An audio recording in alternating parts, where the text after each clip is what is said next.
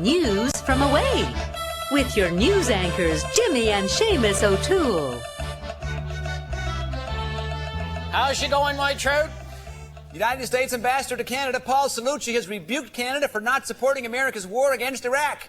Mr. Cellucci suggested it could affect trade between our countries. The Americans could slap duties on our softwood, put tariffs on our wheat, hurt our farmers by subsidizing their own, and subsidize Alaska in order to undermine development of Canadian Arctic natural gas. Wait a minute. They're doing that already. Invading U.S. forces report that Iraqi soldiers are poorly equipped, inadequately fed, and understaffed. The American soldiers thought they were confronting Canada's military. The U.S. and Britain continue to bomb Saddam Hussein's palaces in Baghdad. Rumors that the Middle East dictator is beginning to crack first started when this palace appeared on eBay. 22-bedroom palatial summer home recently converted to open concept. Exposed brick. Great view of city due to lack of walls. Many television viewers are appalled by the disturbing images of war. Despite numerous complaints, however, CNN is refusing to take Wolf Blitzer off the air. Well, there is one good thing about this war. Finally got rid of all the damn reality shows. British Prime Minister Tony Blair made a surprising statement in the British Parliament today. He did. He did. Tony Blair? Yes, boy. No. Yes. The British PM? Yes, boy. The skinny one sounds like Benny Hill. Wah, wah, wah, wah. That's more like, Anthony, wah, wah, I like Benny Hill. Oh, me too. Oh, So geez, funny. what do you know? It's Benny Hill, The little guy with the bald head.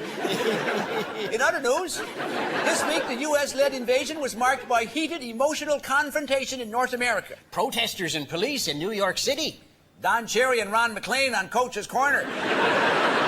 Did you see the two of them going at it? Oh, geez, I'm not surprised Don Cherry supports the war. Well, he's always condoned fighting. Yeah, but there's one thing he will not tolerate. What's that, Seamus? The troops wearing visors.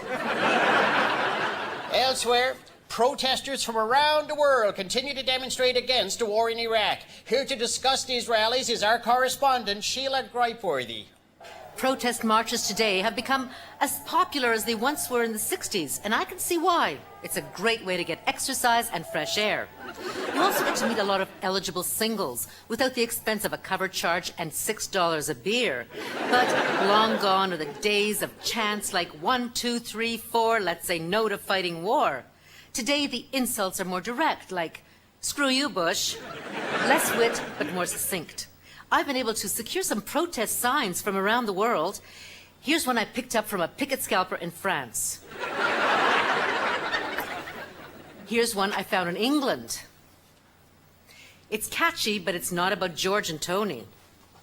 It's about Laura and Sherry. I found this American picket that supports the war.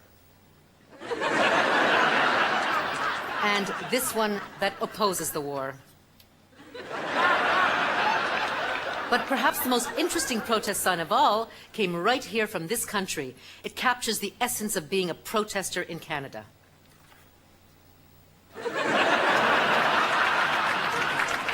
And now back to Jimmy and Seamus at the news desk. And now, news that has nothing to do with the war.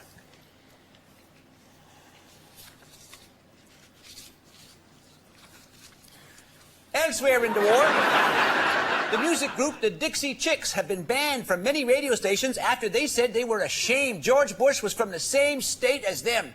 In hopes of taking advantage of the opportunity, a new pro-American group has formed. The Dixie Dorks. The Canadian Alliance and Ralph Klein have come out in support of the war. In response, Prime Minister Chrétien offered to have a fighter jet drop Stephen Harper and Ralph Klein on Baghdad. Now let's look at the stock market. Oh, let's not. Good idea. The subject of war has divided people's opinions. That's our subject on tonight's Point Counterpoint. The war in Iraq is justified. Yeah, I think so too. No, Seamus, you're supposed to take the opposite point of view. You go opposite, and then we have an informed and lively discussion. All right, okay, all right. Well, start again, Okay, then. Start here we again. go. The war in Iraq is justified. The war in Iraq is wrong. Yeah, you're right.